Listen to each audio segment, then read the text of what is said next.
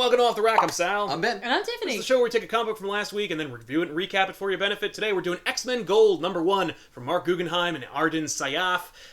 This is the beginning of a new era for X-Men, and what a lousy era it is for Marvel and the X-Men, at least for this week.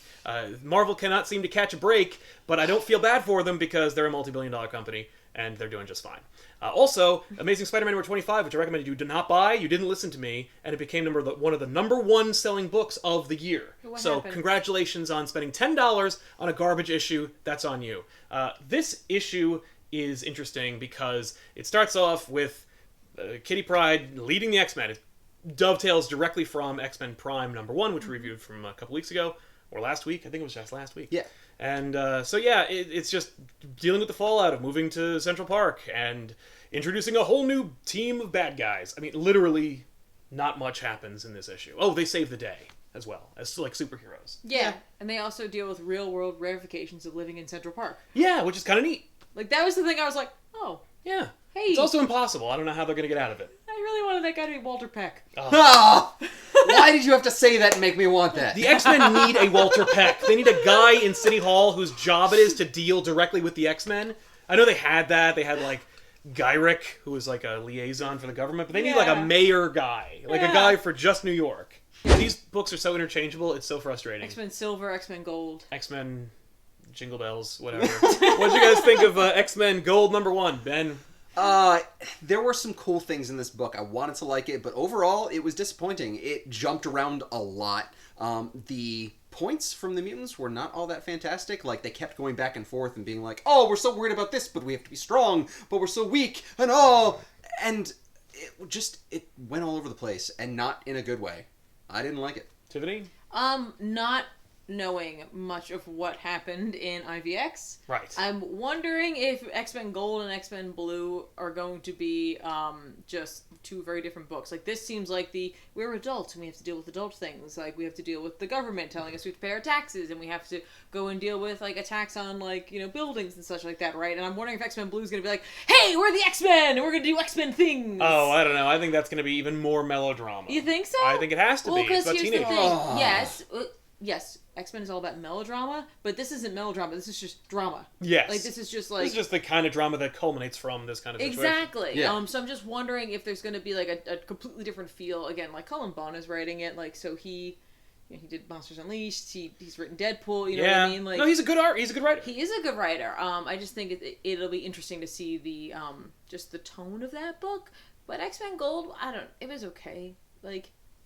It was okay. Like, yeah. in a couple of months, if you asked me to what tell happened? you what happened, I would not. I don't think I'll be able to remember. No, it's funny when they unrolled all the teasers for all the X-Men books. They're like, we're bringing the X-Men back. We got Weapon X, we got X-Men Blue, X-Men Gold, X-Men Prime, Generation X. Generation X. We got all these different. Jean Grey's getting a book. Cable's getting a book. Wolverine, blah blah blah. Clearly, they don't care. And they're just putting whoever on it. I mean, like, Mark Guggenheim did a nice job with the writing, I think. The characters are all pretty strong. I think Old Man Logan was written the worst out of everybody in this book. He is, like, so randomly quippy and, like, just... no one knows what to do with him outside of his own title or outside of these contexts. Like, you see him in major events and he's like, yeah, me too. Like, okay, give us something. No. You survived the superhuman apocalypse. What have you got for us? What do you want to be, like, a total downer all the time? No, but he could the fact that you are free from an apocalypse means you should be more optimistic. You should be like, hey, don't do that. Hey, let's do this. Enjoying life a little more. I don't know. It just drives me nuts that no one knows how to handle Old Man Logan, and they got, like, and they're still keeping young Logan dead. You know, like, well, no, we've replaced him with this way more interesting character. It's not worth a damn if you don't do anything with him. Well, he'll do something in Weapon X. Oh, right. Yeah, thank God. Yeah, a book I have no intention of buying. Don't worry, he'll be in this and that. Yeah, he'll be all over the place. That's his power. Yeah. He can be in, like, the 12 different books. I'm your popular character. Yes. I guess. Well, Wolverine sells books, even if Yeah. its name is Old Man Logan, and he always wears a duster no matter what season it is. Yeah. I thought it was funny that, like, okay, so we see them coming together to stop Terrax. Yeah. Who is, like, it put in danger an entire skyscraper, essentially, right? When they fix that, of course, and I thought it was kind of an interesting way in which they do that. And then the ending battle also takes place in a building. I mean, yes, you're in New York. There's always so many locations, but I just thought it was funny that we bookended this with like with two potential skyscraper attacks. Yes. And Colossus has the exact same job in both of them. Like, yeah. Well, I mean that's That's what he does. I feel like that's a good like role. Yeah. Yeah. I mean, like, hold yes, up the building. Can he do other things? Sure, but you're not going to have Nightcrawler hold up the building. No.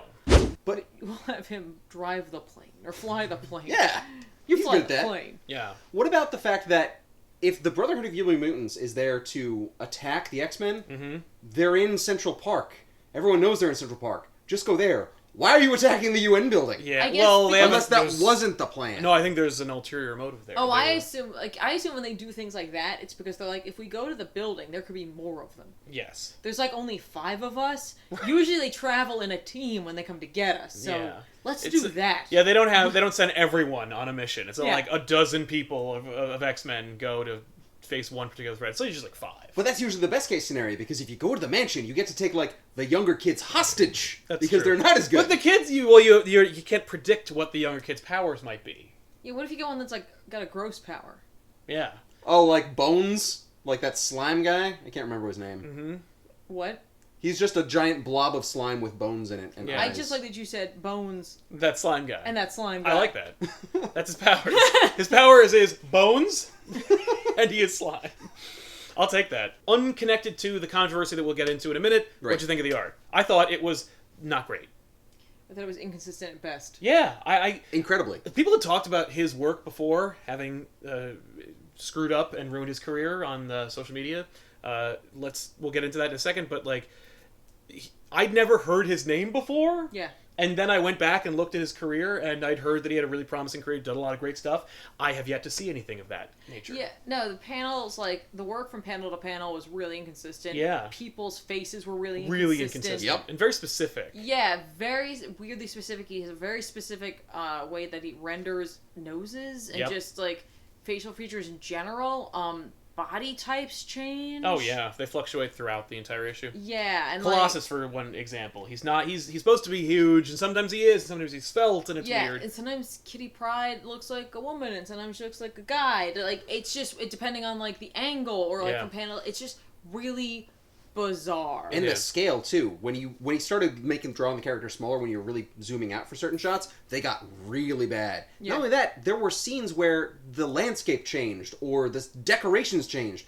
When they're watching TV and Nightcrawler and Storm are talking back and forth, Yeah. there are 2 chairs. You see them clearly. Then you pan up and zoom really far out, and there's 1 chair. Yeah. And she has like really short hair instead of long hair, and you're like, What are happened? you doing? Weird. Yeah, no, it's just I don't think he's a very strong. Like everything aside, I don't Yes. think he's a strong artist. I don't think for something like this where you're like, we are relaunching the X-Men. Yeah, you don't get Sayaf to do your No. like out of the gate. We are like big, like best foot forward X-Men title. No. It's indicative of Marvel's lack of enthusiasm about X-Men, despite their So lip I don't service. know. They're I paying. don't know. Some people are saying that the guy was misquoted. I'm like, No. the message was still there. Yeah. It was loud and clear. And that message Like, real was bad. explain what they're talking about. The message was that Marvel, in the same week that they found out that one of their artists had put subliminal conservative religious overtones in his art, which I'll put up right here. right in the same week that they also said that diversity isn't selling and that's what's killing their sales.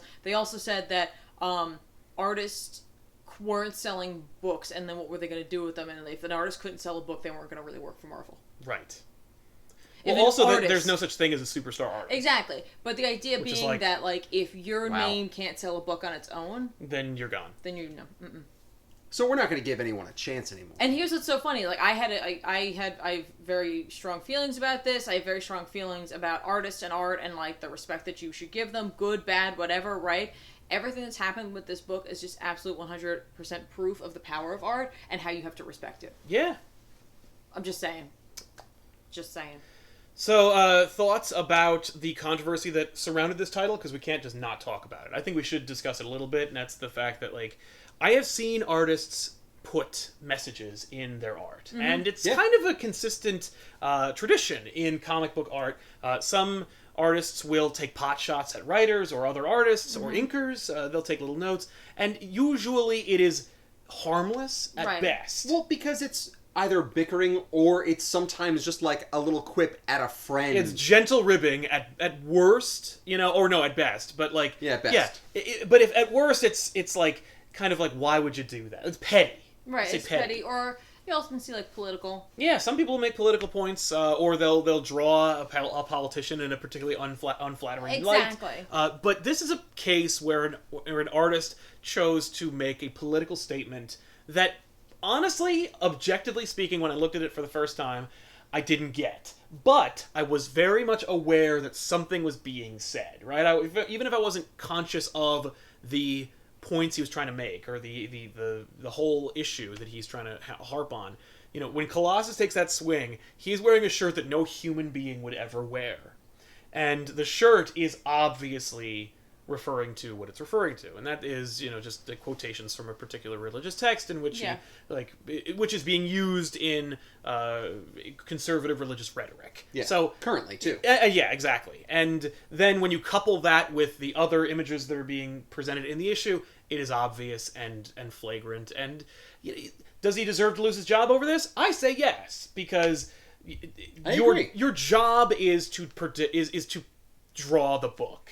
You know, it's not to proselytize, it's not to make your point, and it's certainly not at the expense of the art. And especially when it has nothing to do with the current book. In fact, it's so against the theme of the X-Men, who are so inclusive. No, that's actually where it is the most egregious. Maybe if this had been in another title, it might have been less offensive. I don't know. I think it still would have been offensive no matter what title it is. The fact that it's in X-Men makes it even more egregious because it is a book about tolerance and inclusion. Yeah. Yeah. This whole issue is like it's a difficult one to try to lay boundaries for, because while saying aloud that like this shouldn't have happened, we like say aloud that it's okay for writers to make points. Yeah. You know what I mean? Well, and I'm not saying yay or nay either. Like, I'm just saying it tends to be difficult because like, where do we stop then? Yeah. Because let's be honest, artists have been doing this forever. Yeah. Like, artists have been using art to make their points, good, bad, whatever. They do that.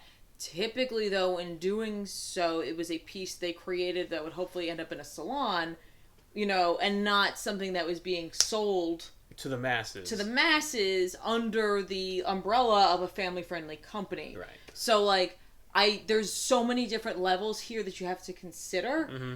I don't agree with any sort of, like, hateful undertones. I don't agree with anything that is, like, not inclusionary. You know what I mean? Like, and I totally understand the idea that, like, this goes against everything that is in the book, but then we start to getting into the point of, well, what's censorship? And, like, that's not something I want to necessarily delve into at all. No. I think that this guy picked the wrong book to do this in. Yeah. I think if he needed to make his calls, he should have done that in his private art and shared it elsewhere. You know what I mean? The thing is, if you have a book, right, or if you have a talent and you have a name, you can use that name to make your point elsewhere. Right. There's nothing stopping you from starting a Kickstarter campaign about a book of your own where you want to make those points. I also don't want to see people putting hateful things like that. This has been a rough week for them. Yeah. So, and, like, I kind of feel like... They'll bounce back. I'm sure they will. I'm just saying, I think right now they're just kind of like, okay. Yeah. The mouse is going to be beating down our door. Here's the thing.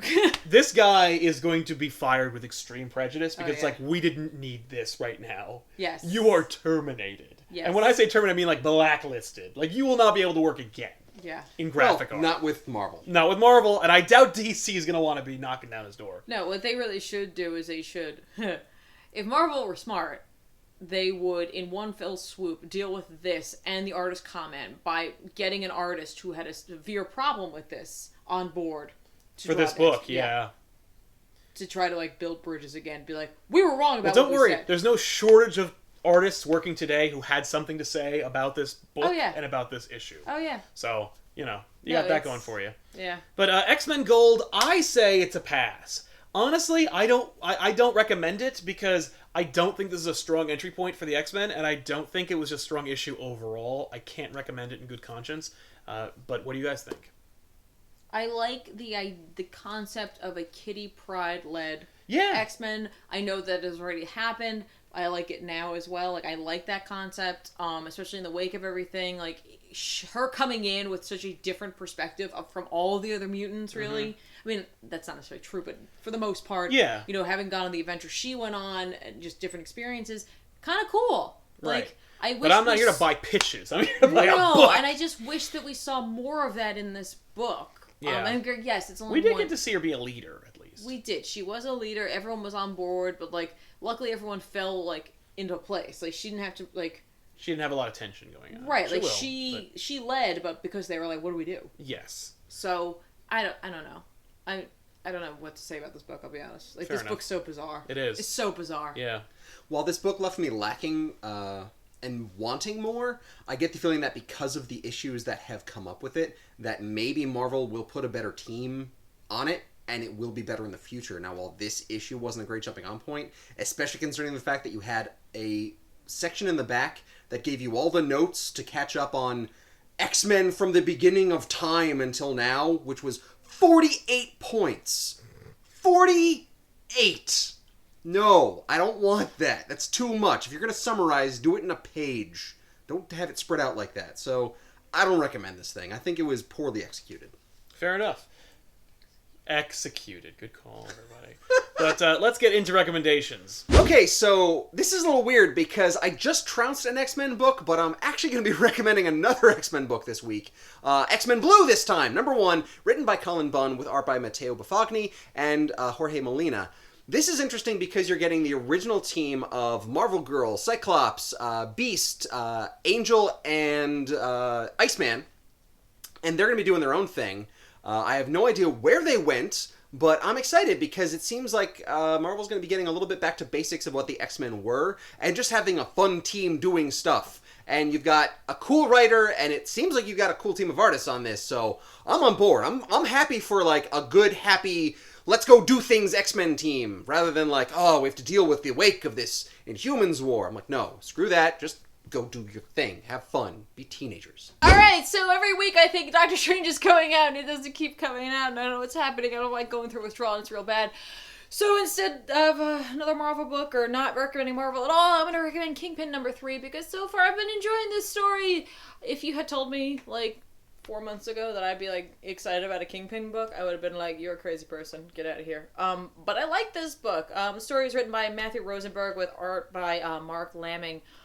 It's fun, it's interesting. Kingpin's trying to, like, turn over a new leaf, essentially. Like, he wants to be, like, the hero of children and, like, you know, a guy who goes to volunteer galas and has a biography written about the truth, that, like, all the bad, all the good, whatever.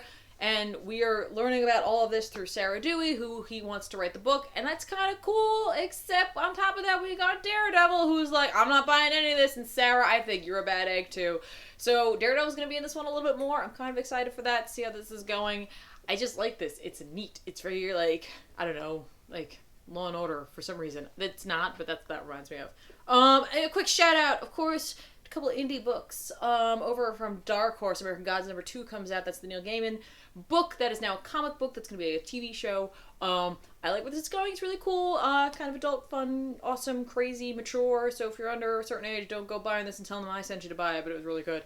And then Image has got another #1 coming out, and this one looks really cool. It's Rose #1, written by Meredith Finch with art by Ig Guara. That's like the coolest name ever. This is about Rose, who is in like a classic fantasy story where the world is broken and she's gonna fix it, but she's not gonna do it alone. She's gonna do it with the help of her cat, Khat, Thorn, who is just a giant panther thing. So I'm all about that. This week I'm recommending Old Man Logan #21, written by Jeff Lemire with art by Philip Andrade. This is a book that I have been touting for a long time. It's a fantastic series. There's been no blemishes on this series, but the reason why I'm excited about this is because we're going to get an answer to an age-old question here on Comic Pop, and it's, whatever happened to that Hulk baby? We'll find out in this issue. What? Yeah. So there you have it, everybody. Thanks so much for watching this episode Off the Rack, and stay tuned next week to catch another episode, and we'll see you guys there. I'm Sal. I'm Ben. And I'm Tiffany. Of course, as always, keep on reading.